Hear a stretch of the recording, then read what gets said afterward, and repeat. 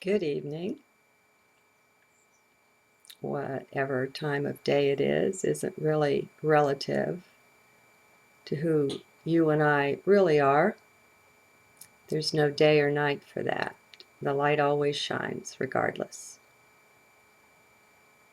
So, what can I bring to you today except my own meditation, the things I'm working through?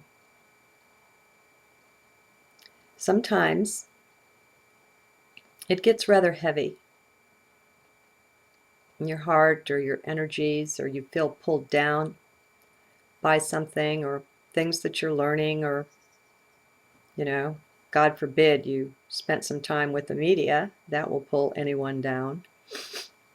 But anyway, I have a tendency to not run away from such feelings.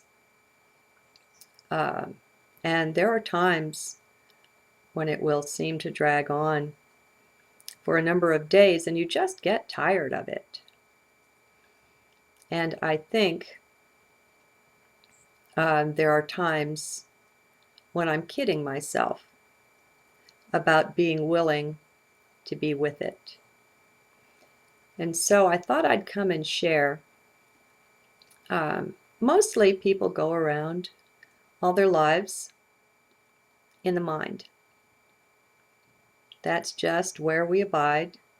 That's how the society is built and put together and maintained. And there aren't many opportunities that we don't reach out and grab for ourselves to step out of that. We could call it the matrix. And so the tendency is to stay plugged into it. And yet we feel this pull in our soul, in our heart, in our being somehow.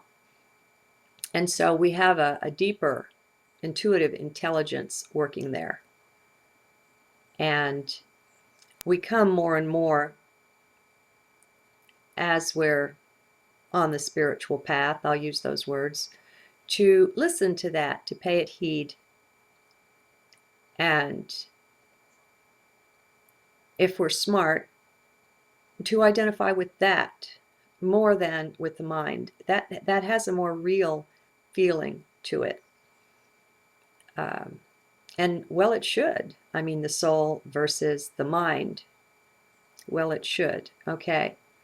So sometimes when I tell people that my work here is to take people by the hand and lead them from the head into the heart,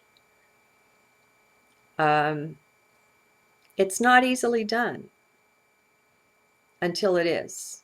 I mean, at the point that it clicks, that's beautiful. And then you look back and you laugh and you realize, oh my God, it really wasn't so hard. It was there all along and all of that. But that doesn't do you any good to hear that kind of talk when you're sitting there frustrated as can be in the mind and wondering, how the heck do I get out of here? It's a dungeon. It's a prison. Life is miserable. Yada, yada, yada. We have all been there. And, that's a viable reality. That's a viable perspective. But it's a mind perspective. So how switch that out for the heart? Well, of course, the kicker is when you're told, or when you learn, when you come to finally accept that you can't take your mind with you into the heart. The mind's ways are not the heart's ways. And so it's an oil and water thing, never the two shall mix, that I have experienced yet. Which isn't to say I know everything. I'm never saying that, okay? Anyway, all I can do is share my own path here. You know that. All right, so people want a shortcut. They say, hey, uncle, give me a hand, reach out to me here. Okay. New perspectives are always my joy. And this one really is a new one, but let's take a walk here. First of all, just anchor your awareness in the middle of your chest.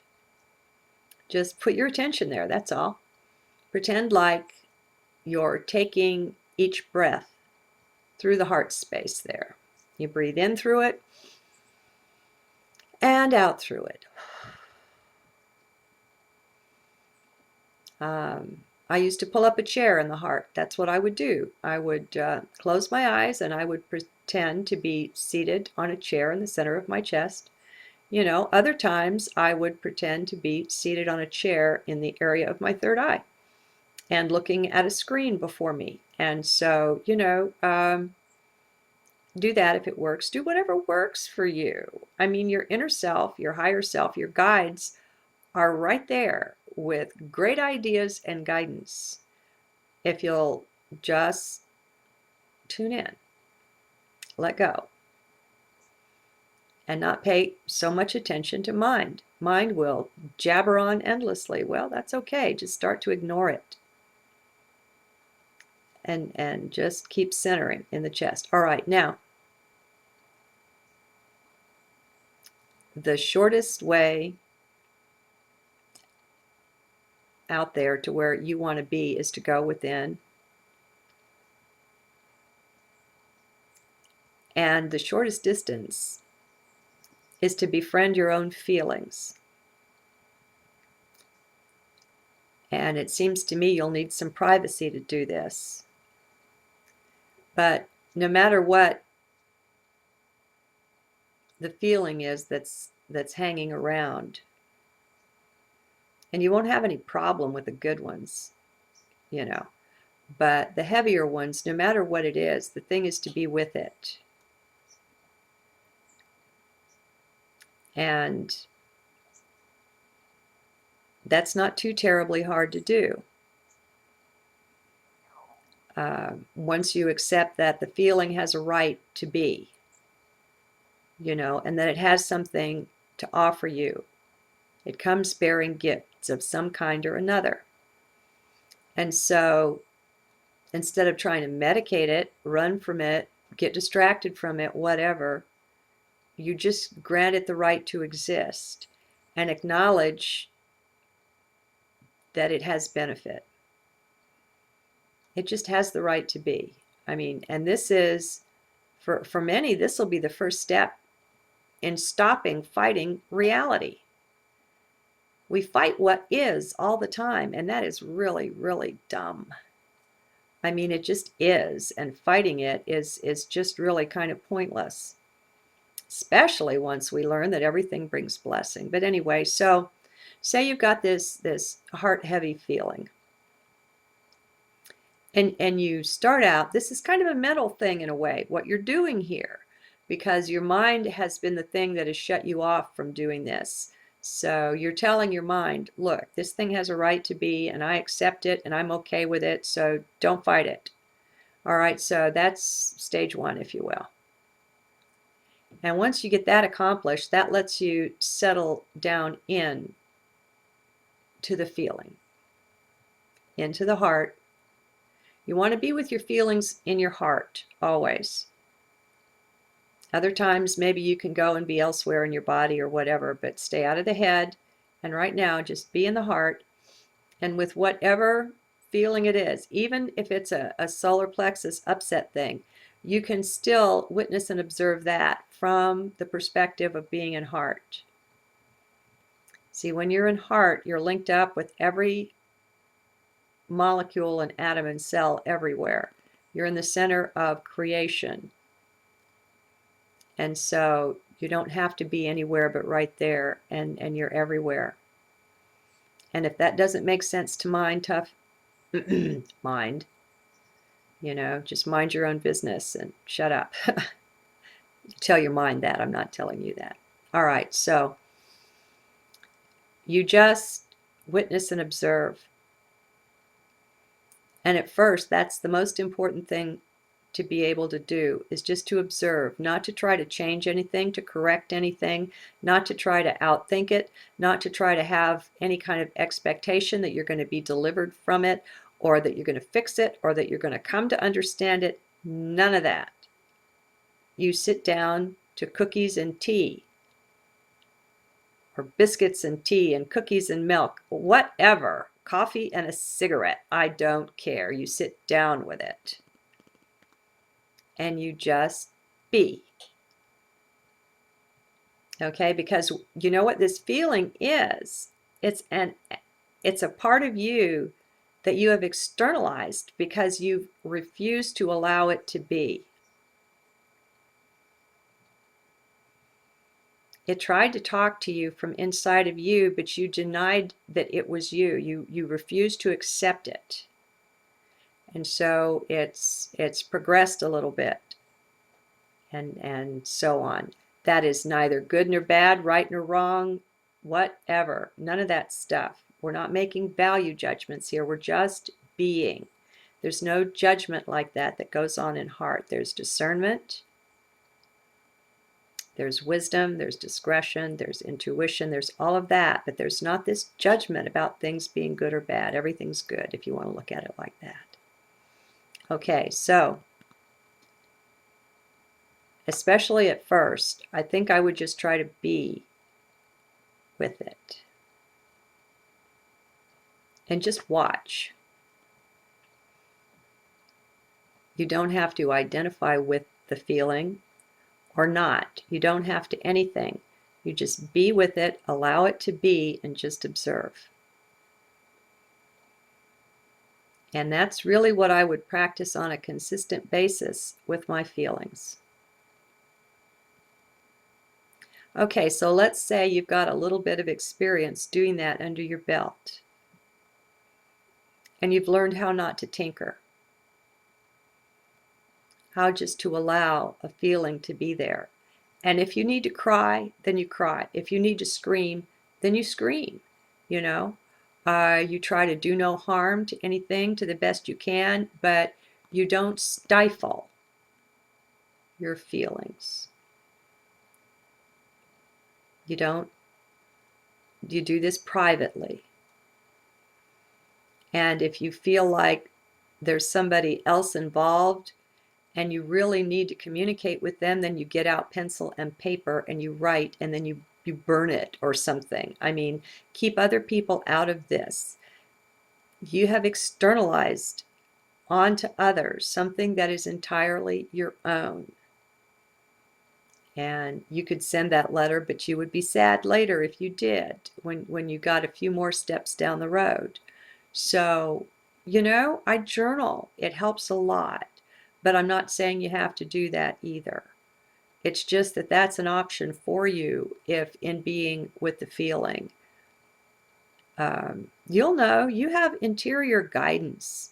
We have massive guidance systems. We have beings of light that hover and that are helping us all of the time. We're the ones shutting them out, folks. It's not that heaven, if you will, isn't there with a helping hand. It always is. But don't worry about that right now. Just be with your feelings. Okay, so you've gotten pretty good at this.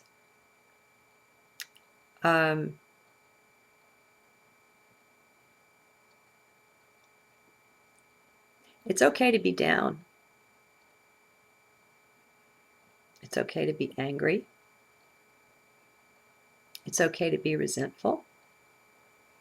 It's okay to be non-forgiving.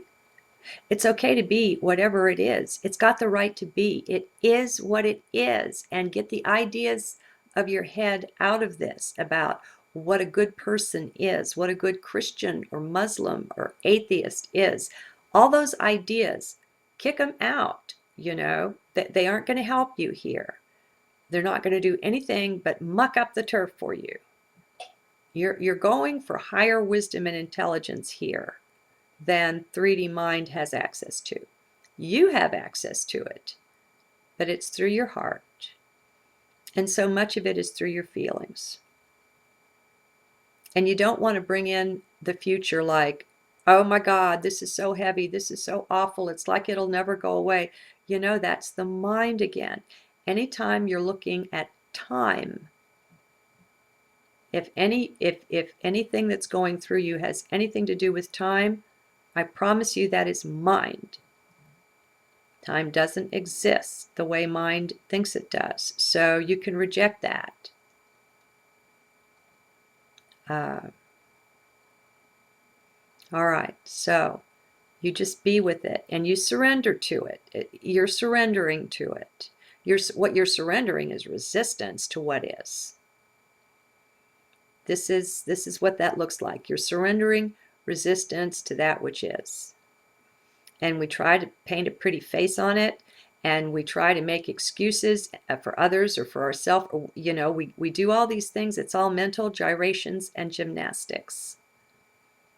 If you want a shortcut into heart, this is it. Be with yourself. Be with your feelings. Now, I can't tell you what they're going to reveal to you, but they will. There's something there for you. It'll lift when you've got it. And by got it, I don't mean anything mental. It's almost like there are cylinders or things that are out of whack, and they need to adjust themselves to fit perfectly together. And you can feel that happening. And I don't know how much your conscious mind is going to be aware of what's going on here, but I will testify for you that it doesn't need to be. It's okay not to know diddly squat about what's going on. It's okay to just stick with the realm of feelings. Our feelings have a wisdom and an intelligence that we haven't been told about, we haven't been taught, that's higher than the mind, than the conscious mind. I don't know what, I don't know why. This is just how it seems to me. These are the best words I can join together for it right now. But make room for yourself. We have outlawed pieces of ourself and told them, go sit in the corner or get the hell off the planet. I never want to see you again. And we really can't get away with that, because as the frequencies are rising, the dimensions and everything, it's all coming together. I mean, I think maybe even the Andromedans have said 3D is like imploding. I've heard others say that the various dimensions and densities are kind of like merging. I don't know. I just know that frequencies are rising. That's apparent, and that's even measurable. I mean, you know, science is in on that. The Schumann frequency was what it was forever, 7.4 or whatever it was, and now it's not that anymore. And so frequencies are rising, things are changing that way. And it's bringing on changes in us, because these bodies that we wear, they are made of the stuff that the whole cosmos is made of. So what affects the cosmos affects the bodies equally. And your DNA emits light. Did you know that? Photons are emitted. DNA shines. It gives off light. And so what's happening is interacting with our DNA one way or t'other. And it's my choice to believe that what's happening is that our junk DNA, what a name, so scientific, isn't it, is being activated, brought online. Who knows what that will bring? But the thing is, we're all disjointed, we're all out of whack, and we've done it to ourselves in various ways. Let's quit pointing the finger of blame, because the reality that underlies all of this is we did it all to ourselves because we're the only one that exists. I am that I am is the one being that is, that wears the many faces, the many guises and disguises, but it's just the one. So there's no committee that we can have assign blame somewhere that's not our own self. And the sooner we step up to the plate and accept that and say, okay, I'm going to be sovereign, and I'm going to say I rule here, and the buck stops here, and I'm willing to look at this, whatever it is. I'm willing to take some ownership here and at least be open to the possibility that I have played a part in this. That's a good place to start. You can go from there. Your inner guide will teach you. Christ is available within. The kingdom is within. Love you guys. Talk to you soon.